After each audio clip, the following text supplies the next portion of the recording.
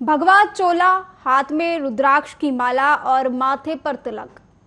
प्रधानमंत्री नरेंद्र मोदी की प्रसिद्ध विवेकानंद रॉक मेमोरियल में 45 घंटे तक चलने वाली अपनी ध्यान साधना के बीच कुछ तस्वीरें सामने आई हैं। पीएम मोदी ने गुरुवार को ध्यान साधना की शुरुआत की थी। पीएम मोदी इन तस्वीरों में सूर्य को अर्घ्य देते नजर आए, मंदिर की परिक्रमा करते और ध्यान मुद्रा में बैठे नजर आ रहे हैं। तो वहीं प्रधानमंत्री नरेंद्र मोदी द्वारा कन्याकुमारी में 45 घंटे की ध्यान साधना शुरू किए जाने पर विपक्ष के नेताओं ने तंज कसा है। आपको बता दें कि सपा अध्यक्ष अखिलेश यादव, राजद नेता तेजस्वी यादव और बंगाल की मुख्यमंत्री ममता बनर्जी ने इसे प्रचार पाने का तरीका करार दिया है। पीएम मोदी के ध्यान लगाने के लिए विवेकानंद केंद्र जाने पर चुटकी लेते हुए खड़गे ने कहा कि विवेकानंद केंद्र में ध्यान लगाने या गंगा में डुबकी लगाने से ज्ञान नहीं मिलता, बल्कि उसके लिए पढ़ना पड़ता है। पीएम नरेंद्र मोदी का हर काम स्क्रिप्टेड होता है, उनको फोटो शूट कराना होता है, रील बनाना होता है। नौजवानों को मोदी जी से एक चीज सीखनी चाहिए कि रील कैसे बनाई जाए। वहीं कांग्रेस के राष्ट्रीय अध्यक्ष मल्लिकार्जुन खड़गे ने प्रतिक्रिया देते हुए कहा कि राजनीति में धर्म को नहीं लाना चाहिए, राजनीति और धर्म अलग अलग विषय हैं। पीएम मोदी वहां कन्याकुमारी में क्या ड्रामा कर रहे हैं? वहां करीब 10,000 लोग हैं। यह देश के पैसे की बर्बादी है। देश में आचार संहिता लागू है, इसका खर्चा कौन उठाएगा? अगर आपको इतनी ही आस्था है तो आप अपने घर पर यह काम करें और अपनी जेब से खर्चा उठाएं। फिलहाल पीएम मोदी के ध्यान और साधना को लेकर तमाम तरीके के विपक्ष सवाल उठा रहा है।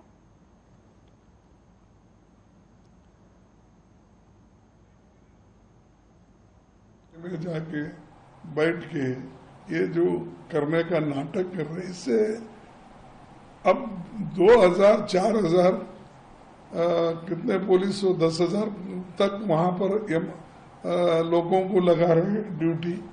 कितना देश का पैसा खराब हो रहा है। और उन्होंने ये जा रहे हैं कि वो अभी कोड ऑफ कंडक्ट है, क्या चलते गए वहां पर, फ्लाइट में ही गए ना, और इनके पीछे 2-4 फ्लाइट, हजारों गाड़ियां, हजारों पुलिस, इसका खर्चा कौन देगा? कोड ऑफ कंडक्ट एक तरफ है और एक तरफ आप ध्यान करने के लिए विवेकानंद रॉक में जाके बैठने का जो दिखावा कर रहे हैं, इससे देश का उल्टा नुकसान होता है, कोई फायदा नहीं। अगर आपको भगवान के इसमें श्रद्धा है तो घर में बैठ के करो ना, वहां पर तो आपको नहीं लगेगा खर्चा, 10,000 पुलिस नहीं लगेगी और इतने विमान का जाना आना नहीं लगेगा और ये सब चीजें। नहीं तो आप अपने पार्टी से भर्ती करो, नहीं तो खुद उसको खर्चा उठाओ। देखिए, ये वो लोग हैं जो कहीं न कहीं सनातन की संस्कृति से दूर चले गए। ये व्यक्ति जब सावन में मटन खाते हों, नवरात्रा के पहले ये मछली खाते हों, और जब जब सनातन के संतान अपने धर्म के प्रति आस्था व्यक्त कर करके अपना ध्यान, योग और पूजा करते हैं, तो ये असुर प्रवृत्ति के लोगों की बेचैनी बढ़ जाती है। ये विक्षिप्त टाइप के करने लगते हैं। ये सारे लक्षण याद होगा, हमारा इतिहास गवाह है, हमारे धर्म ग्रंथ बताते हैं कि जब जब हमारे संत महात्मा समाज के लिए, राष्ट्र के लिए यज्ञ करते थे तो असुर प्रवृत्ति के लोग आके विघ्न बाधा डालते थे, वो उच्छृंखलता करते थे, वो इस तरह के आवाज निकालते थे, इस तरह के शोर मचाते थे। इनकी प्रवृत्ति हमेशा शांति भंग करने का, इनकी प्रवृत्ति हमेशा समाज के उत्थान और कल्याण के विरुद्ध रहता है। अपने 2 सीटों पे लगे हुए हैं, भाजपा अपनी सीटों पे लगी हुई है। तो ये अंतर जो है और ये चीजें जो दिखाता है कि 4 के बाद कुछ बड़ा होगा। पीएम कन्याकुमारी जा रहे हैं। अरे कन्याकुमारी मार्केटिंग करने जा रहे हैं, फोटो खिंचवाने जा रहे हैं, शूटिंग करने जा रहे हैं। पिछले बार गुफा में बैठ के फोटो खिंचवा रहे थे, इस बार कन्याकुमारी जा रहे हैं। तो प्रधानमंत्री जी से निवेदन है कि मीडिया और कैमरा पे प्रतिबंध लगाए और जाइए, जो ध्यान करना कीजिए, ध्यान में बाधाओं को मत लगाए। और इस तमाम चर्चा पर हमारे साथ कांग्रेस प्रवक्ता छविराज और बीजेपी प्रवक्ता अनुज गुप्ता हमारे साथ जुड़ गए हैं।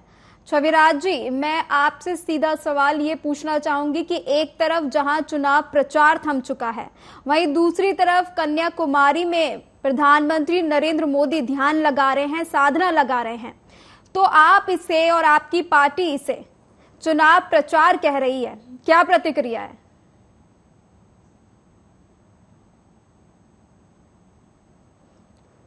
छविराज जी, आपको मेरी आवाज आ पा रही है? आपकी आवाज आ रही है? क्या आप मेरा प्रश्न सुन पाए?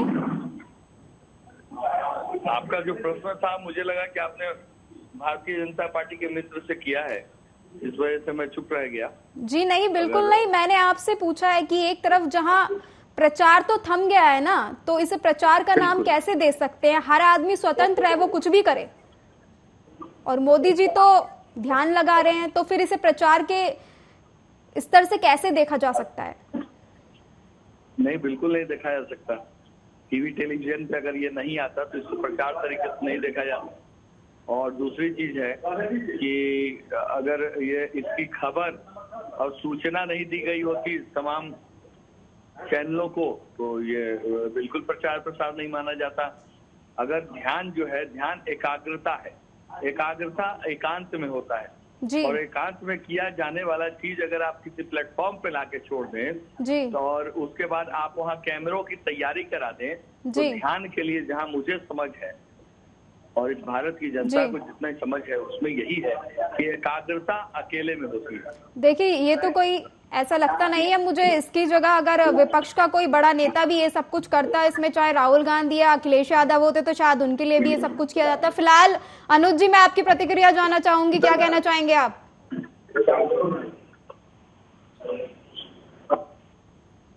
अनुज जी, आप क्या कहना चाहेंगे? नाश मनुष्य पर छाता है, पहले विवेक मर जाता है। तो विपक्ष जितना भी, उनका विवेक असल में मर चुका है।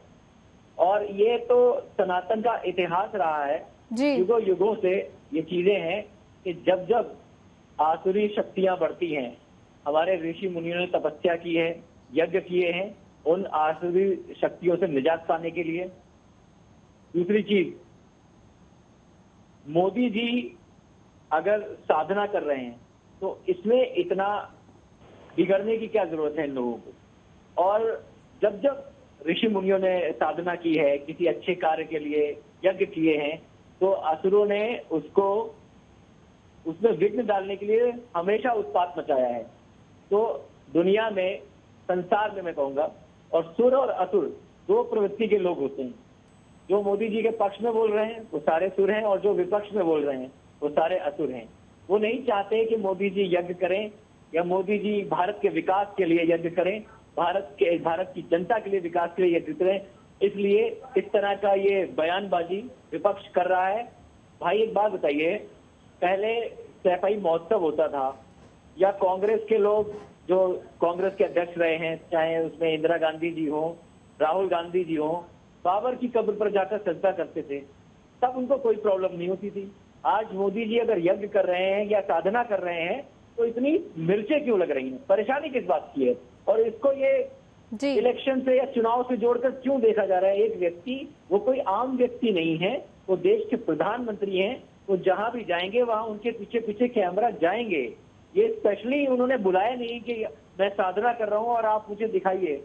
और जैसे कि आपने, महक जी आपने कहा जी कि राहुल गांधी जी या कोई और बड़ा नेता अगर साधना या कहीं पे यज्ञ करता है तो जाहिर सी बात है वहां पर कैमरा फोकस जाएगा। बिल्कुल, इसमें तिलमिलाने की जरूरत ही नहीं है। तिलमिलाहट सिर्फ इस बात से है कि ये जो मोदी जी कर रहे हैं इसका परिणाम 4 जून को देखेंगे और उसके बाद इनकी तिलमिलाहट और ज्यादा नजर आएगी।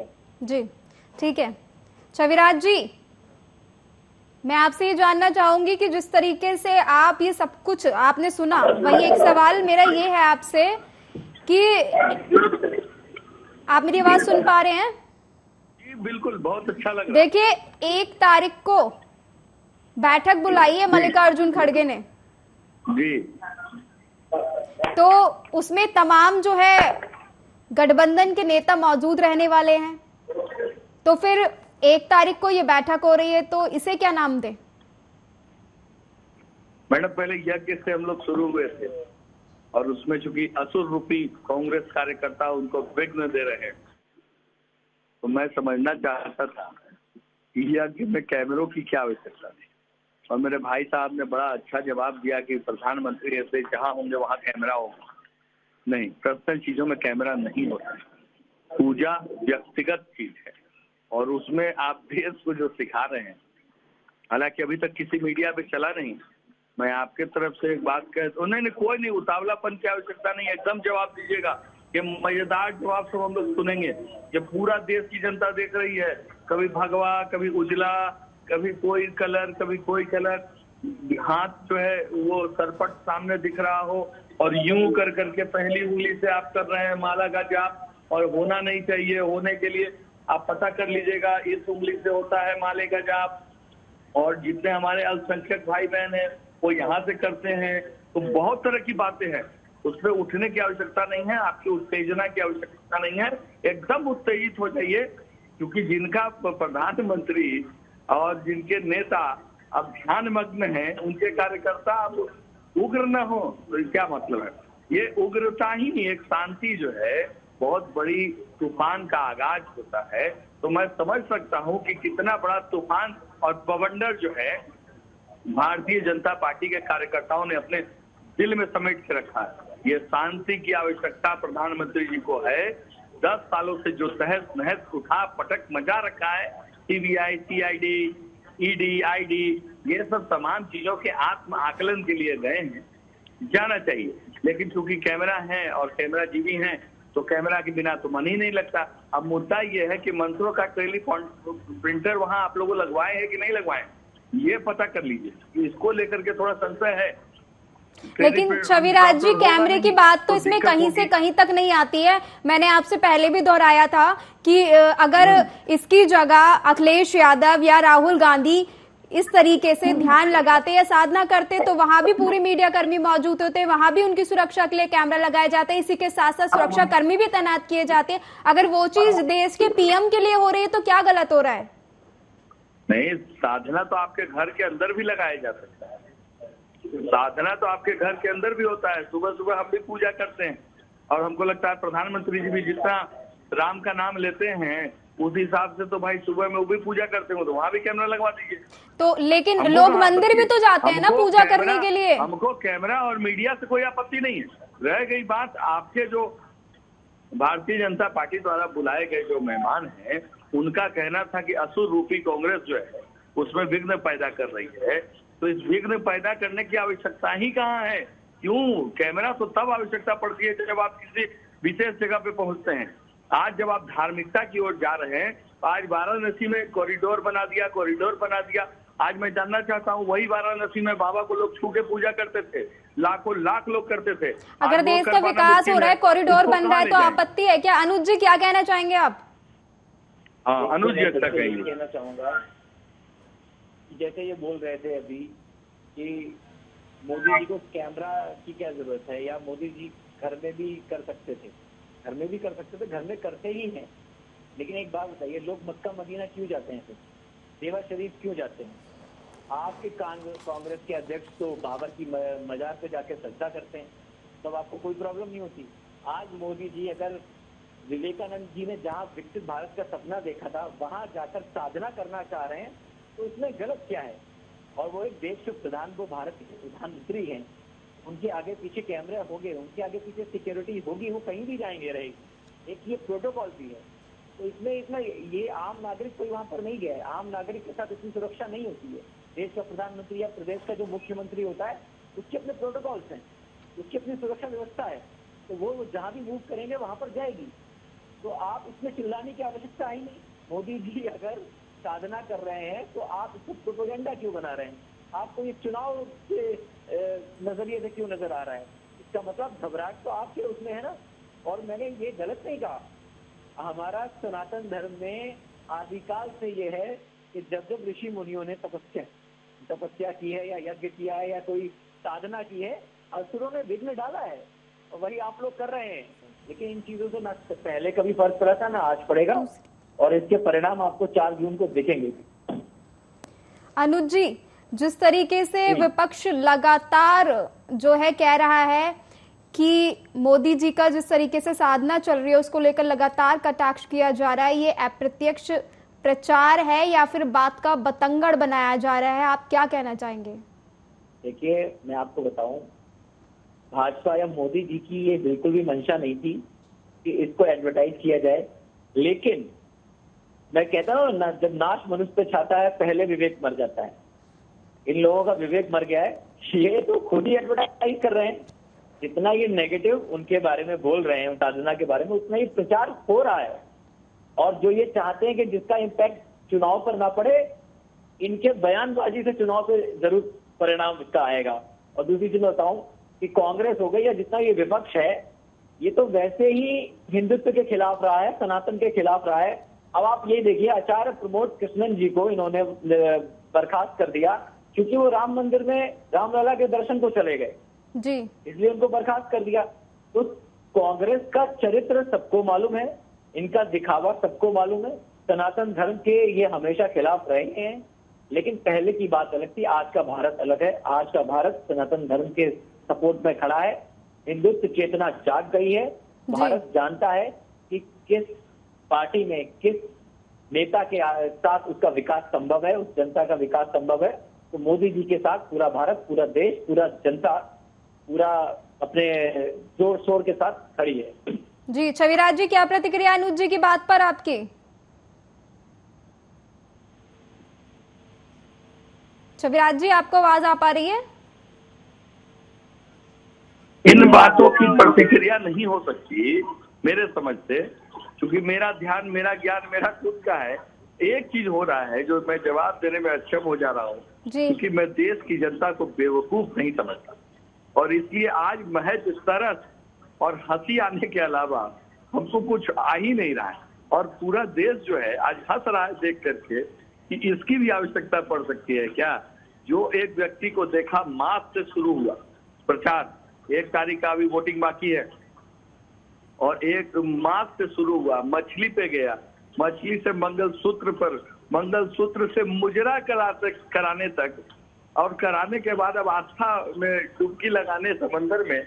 अब क्या कहूँ, मतलब आश्चर्य होता है कि देश के 10 साल चलाने वाला प्रधानमंत्री, मतलब हंसी के अलावा और कुछ आता ही नहीं यार। और इनको जितना ये ढकोल पंथ पर बात कर रहे हैं ये लोग कि असुर सुर, और ये सब ऐसा लग रहा है कि 90 के समय में जो है वो अब हम रामायण देखने बैठे हैं। रामायण देखना अच्छी चीज है, रामायण का अनुसरण बहुत अच्छी बात है, लेकिन उसको देखने के बाद उसमें कई सारे पात्र हैं जी, उनको ध्यान देना होगा कि उसमें कौन सा पात्र आप पे फिट बैठ रहा है। आज पूरे देश के आगे मैं पूरी जिम्मेवारी से कहता हूँ कि हंसी का पात्र बनना ये सही नहीं है। एक तरफ आप दावा देते हैं कि पूरे देश में आपका डंका बज रहा है, विश्व आपको देख रहा है, और विश्व अगर आपको देख रहा है तो आप दिखलाना क्या चाहते हैं। अब क्या बोलूं महक, आज मेरे पास शब्द कम है। इस तरह के ढकोसलों पर मेरा शब्द कम है। क्या छविराज जी आप पूजा पाठ नहीं करते? क्या छविराज जी आप भारत के नागरिक हैं, आप स्वतंत्र हैं सब कुछ करने के लिए? पूरी बात सुनने मेरी भी सुनिए। मैं एक ही बात आपको कह रहा हूँ जी कि इस तरह के ढकोसले पंथ के लिए कहीं न कहीं कांग्रेस बहुत कम जोड़ रही है, नहीं कर पाई। और इसमें मैं इनसे स्वतः सार्वजनिक स्थल पे इनसे मैं इनके सामने सरेंडर करता हूँ। इन सब तरह का ढकोसला पंथ जो है 70 सालों में हम लोग पहले कभी नहीं देखा। ये सब नया तमाशा है, नए बजाने वाले लोग हैं, और नए मदारी, नया बंदर, सब नया है। अब ये सब तमाशा सर्कस हम लोग से होने देखने वाला नहीं जी। क्या आप जो है मोदी जी जिस तरीके से आज ध्यान लगा रहे हैं उसे ढकोसलेबाजी कह रहे हैं? क्या आप स्वतंत्र हैं, आप पूजा पाठ नहीं करते? आपने देखा होगा जो हमारे पहले पूर्वज थे या साधु महात्मा थे, वो सभी के सभी माउंटेन्स और ऊंचे ऊंचे पहाड़ों में ऐसी जगह जाते थे जहाँ शांति हो, वहां जाकर जो है तपस्या करते थे, ध्यान लगाते। तो इसमें ढकोसलेबाजी कैसी? हाँ अनुज जी, देखिए ये जो जिस तरह से बोल रहे हैं कि पाखंड और घोंसलेबाजी, ये इनकी मानसिकता को दर्शाता है कि किस मानसिकता के साथ कांग्रेस देश में चुनाव लड़ रही है। और ये बहुत अच्छा है, मैं तो कह रहा हूँ बहुत अच्छा हुआ कि जो ये बयानबाजी कर रहे हैं, इसमें इनका असली चरित्र जनता के सामने आ रहा है कि दिखाने का क्या है और खाने का क्या है। तो अगर किसी व्यक्ति के साधना को लेकर, किसी व्यक्ति के आस्था को लेकर ये इस तरह से बयानबाजी होती है, तो देश को ये सोचना चाहिए, जनता को ये सोचना चाहिए कि जो लोग देश चलाने की बात करते हैं, सरकार में आने की बात करते हैं, वो उनका ये रूप अभी है, तो सरकार बन जाने के बाद उनका रूप क्या होगा, और ये जनता बहुत अच्छे से जानती है। इसीलिए इंडी गठबंधन या कोई भी गठबंधन हो, जनता किसी के साथ नहीं है। मोदी जी और भाजपा के साथ पूर्ण रूप से जनता समर्पित है। संकल्प के साथ इस 2024 में भी भारत फिर से एक बार भाजपा सरकार देखेगी। ठीक है छविराज जी, अगला प्रश्न मेरा ये है कि बीजेपी नेता मोहन यादव कह रहे हैं कि हिंदुओं की आस्था के साथ खिलवाड़ क्यों, हमेशा हिंदुओं के आस्था के साथ खिलवाड़ क्यों किया जाता है, प्रश्न क्यों खड़े किए जाते हैं। एक तरफ जब राम मंदिर बना था तब भी कांग्रेसियों ने किनारा किया था, और आज फिर से मोदी जी के ध्यान लगाने को लेकर तमाम तरीके के सवाल उठाए जा रहे हैं, तो कहीं ना कहीं हिंदुओं की आस्था पर सवाल क्यों? कोई आस्था पे सवाल नहीं उठ रहा है। किसी एक व्यक्ति के पूजा करने और ना करने से कोई आस्था पे सवाल उठने वाला नहीं है। हम इतना कमजोर मेरा ईश्वर नहीं है कि किसी एक व्यक्ति के पूजा करने और ना करने से हमारे आस्था पे सवाल या निशान उठ जाए। दूसरी चीज, ज्ञानगंज का नाम सुने होंगे, हमारे भारतीय जनता पार्टी के मित्र जो है, ज्ञानगंज तो उन लोगों का डेली का आना जाना रहा होगा। हालांकि ये कहाँ है वो मैं बता देता हूँ, हिमालय की चोटी पर है, और 84 मुनि के आश्रम में ये तरह का आयोजन होता था। ठीक है, तो अब हमको लगता है कि वहीं अगर और सब भारतीय जनता पार्टी के जितने लोग हैं, चूंकि गंगा को देख रहे हैं नरेंद्र मोदी और वो वीडियो वायरल हो रहा है, तो हमको लगता है गंगा तट के किनारे जितने भारतीय जनता पार्टी के ये कार्यकर्ता हैं, गंगा किनारे बैठ करके वैसे ही ध्यान मग्न हो जाते तो भारत की जनता 10 सालों की पाप के बदले में इनको माफ कर देती। क्योंकि 1 तारीख को वोटिंग होना है, और वोटिंग में जो होना है, जो अब तक हो चुका है, वो इनको पता है। अब रह गई बात, चूंकि जाने का वक्त आ गया है, जाने के लिए एक सही मुद्रा, एक सही आखिरी चेहरा देना चाहते हैं, तो वो चेहरा बता रहे हैं कि मैं ध्यान मग्न रहने वाला व्यक्ति हूँ, 24 घंटे तक मैं कुछ खाने पीने वाला व्यक्ति नहीं हूँ। अरे पूरा भारत 24 घंटे तक बिना खाए पिए रहने वाला लोग है। हर जगह भूखे लोग मर रहे हैं इनके 10 साल के कुशासन में। छविराज जी, मैं आपके इस स्टेटमेंट से ये समझूं कि आप कह रहे हैं कि कांग्रेस की सरकार बन रही है, ये कहना चाहते हैं आप ये कह रहे हैं कि आप जीत रहे हैं या जीत चुके हैं, और आपके तमाम नेता भी यही बात कहते हैं कि हम जीत चुके हैं, तो फिर इतना बतंगड़ क्यों? अगर जो पार्टी ऑलरेडी जीत चुकी है, जीती हुई है, तो फिर मोदी जी कुछ भी करे, ध्यान लगाए, कुछ भी करे, फिर उस पर निशाना साधने से क्या मतलब है? जी, इसमें एक बात मैं और जोड़ देना चाहता हूँ, इसका जवाब भारतीय जनता पार्टी के लोगों से ले लीजिएगा। लाल बहादुर शास्त्री जी के आह्वान से जी पूरा भारत जय जवान जय किसान के नारे पे हफ्ते में जी 1 दिन भूखा रहने के लिए संकल्पित होकर के पूरा भारत एक दूसरे से हाथ मिलाया था। और वही आज मैं कह रहा हूँ, 24, 48, 46 जितने घंटे के लिए भारत के प्रधानमंत्री गए हैं, गंगा तट के किनारे तमाम भारतीय जनता पार्टी के लोग, जब मोदी जी सफेद पहने तो सफेद, और जब भगवा पहने तो भगवा पहन के गंगा किनारे बैठ जाए, कुछ पवित्रता ये लोग भी ले ले। अनुज जी, क्या कहना चाहेंगे आप? देखो, आपने एक कहावत सुनी होगी जी, अधजल गगरी छलकत जात जी, या यूं कहें कि थोथा चना बाजे घना, और वही हालत में कांग्रेस कार्यकर्ताओं की है। ये ज्ञान की कमी से जिस तरह से ये लोग बयानबाजी कर रहे हैं, तो ये सब समझ में आ रहा है। और दूसरी चीज मैं ये कहूंगा जी कि मोदी जी जहां पर विवेकानंद जी ने विकसित भारत का सपना देखा था, वहां ध्यान मग्न है जी, और 45 घंटे के लिए उन्होंने ध्यान करने का संकल्प लिया है। और इन 45 घंटों में कैसे चीजों की काया पलट होगी ना, वो भी आपके सामने है। 2019 में भी मोदी जी ने ध्यान किया था, केदारनाथ जी पे ध्यान किया था। जी। आज 2024 के इलेक्शन हैं, उससे पहले भी ध्यान कर रहे हैं जी। और कुछ अच्छा ही सोच रहे होंगे देश के बारे में, और अच्छे ही परिणाम आपको 4 जून को भी मिलेंगे।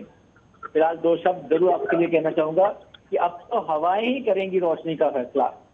अब तो हवाएं ही करेंगी रोशनी का फैसला। जिस दिए में दम होगा वही जलेगा। जी छविराज जी, जिस दिए में दम होगा वही जलेगा, यही कह रहे हैं अनुज जी। यही सब सुनना है। आप आश्चर्य कर रही होंगी कि टीवी डिबेट में ये सब चीज, तो यही सब तैयारी है भारतीय जनता पार्टी का। ढकोसला वाला बात, मुजरे का बात, ठीक है, मंगलसूत्र का गप और अदकल गगरी और क्या छलकत जा रहा है। हालांकि बिहार में बड़ा प्रसिद्ध है कि बढ़िया दूसरे चलनिया के, ठीक ना। तो मुद्दा है कि अब ये सब चीज होना है नहीं कुछ, और 10 साल में सब गाने या गीत तो गाए, ठीक है, कभी टॉर्च जलाया है, कभी बर्तन बजवाया है, तो फिर यही लोग अब यही सब काम बाकी रह गया। अब सीधा सुज्ञान आ गया है, क्योंकि हमारे पास तो ज्ञान की बहुत कमी है। छविराज जी, 10 सालों में कोई बदलाव नहीं हुआ देश में, आपने कोई बदलाव महसूस नहीं किया? बांटेंगे तो हमको ही मिलेगा। क्यों छविराज जी? लूटने का ज्ञान हम कहाँ से लाए? 70 साल में हो ही नहीं पाया। छविराज जी, मैं आपसे प्रश्न पूछ रही हूँ, पिछले 10 सालों में आपने कोई बदलाव महसूस नहीं किया? इतना भी? हाँ, महसूस तो किया ही है, कैसे नहीं महसूस किया है। पहले प्रधानमंत्री चिल्लाते थे कि डॉलर का कीमत जो है बढ़ रहा है, कि प्रधानमंत्री का कीमत बढ़ रहा है, उम्र बढ़ रहा है। अब देखिए डॉलर का कीमत कितना अच्छा गया है। अब देखिए मूंग मसूर दाल का कीमत, राहत का दाल का कीमत 170 रुपया हो गया, तेल 200 रुपये लीटर हो गया है, पेट्रोल 100 पार हो गया। कैसे बदलाव नहीं हुआ है? देश में इतना बदलाव हुआ है। देश में कभी लाशों की गंगा नहीं बही थी, कोरोना में लाशों की गंगा बही है। क्या बात करते हैं? ध्यान मग्न है अभी हमारे प्रधानमंत्री, ध्यान मग्न है। पूरे देश को ज्ञान होने वाला है, और जब होता है, जब आदमी को अपना ज्ञान कहलाता है शक्तिमान, वही शक्तिमान बनने का। जी देखिए, ये तो आने वाला वक्त बताएगा। अनुज जी बताइए, क्या कहना चाहेंगे आप, जिस तरीके से छविराज जी कह रहे हैं कि 10 सालों में कुछ हुआ ही नहीं है? कहा था, सुनिए, 10 सालों में बदलाव नजर नहीं आ रहे हैं। आप 10 सालों में मोदी जी के जो कार्यकाल में जो भी चीजें दाम बढ़े हैं, उनकी परसेंटेज के हिसाब से कांग्रेस का कार्यकाल कभी कंपेयर करेंगे तो आपको आईना सामने दिख जाएगा कि क्या हुआ। और दूसरी चीज बताऊं, 10 साल में भारत विश्व पटल पर कहां पर है आपको एहसास नहीं है। 10 सालों में कितने एम्स खुल गए आपको एहसास नहीं है। 10 सालों में कितने विश्वविद्यालय खुले हैं आपको एहसास नहीं है। 10 सालों में कितने सड़कों के जाल बने हैं आपको एहसास नहीं है। कितने हवाई अड्डे खुले हैं आपको एहसास नहीं है। देश कहां से कहां पहुंच गया है और आप वहीं पे महंगाई बेरोजगारी पे ही डटे हुए हैं। तो ये देखिए, आपके कहने से कोई फर्क नहीं पड़ता। जनता जानती है, जनता का विश्वास है जनता जानती है भाजपा नेतृत्व में। 2014 में भी आप यही कह रहे थे, 2019 में भी आपने यही कहा था, बेरोजगारी, महंगाई और ये सब हो सब। अब आजकल तो आपके नेताओं के बोल ही बहुत बदल गए हैं। कोई महबूबा कहता है, कोई कुछ कह रहा है। खैर, ये सब चरित्र तो आपका जनता देख चुकी है। क्या अब तो सब कुछ क्लियर हो गया? फिर भी हम 4 दिन का वेट करते हैं। छूट रहा है महक, मैं आपसे अनुरोध करूंगा कि एक शब्द छूट रहा है, तुष्टीकरण। जी 4 जून को ये सब आपको समझ में आ जाएगा कि जो शब्द आप बता रहे हैं वो सारे छूट जाएंगे। देखिए छविराज जी, समय का अभाव है, अनुज जी समय का अभाव है। फिलहाल मेरे साथ इस चर्चा में जुड़ने के लिए आप दोनों का बहुत बहुत शुक्रिया। फिलहाल विपक्ष लगातार पीएम के ध्यान पर निशाना साध रहा है और कई सवाल उठा रहा है, और ये सवालों का दौर कब तक चलेगा इस पर प्रश्न चिन्ह है। लेकिन जनतंत्र का भगवान क्या फैसला देता है, ये तो 4 तारीख को तय होगा। मेरे साथ इस बुलेटिन में इतना ही। तमाम बड़ी खबरों के लिए आप देखते रहिए आर्य न्यूज। नमस्कार।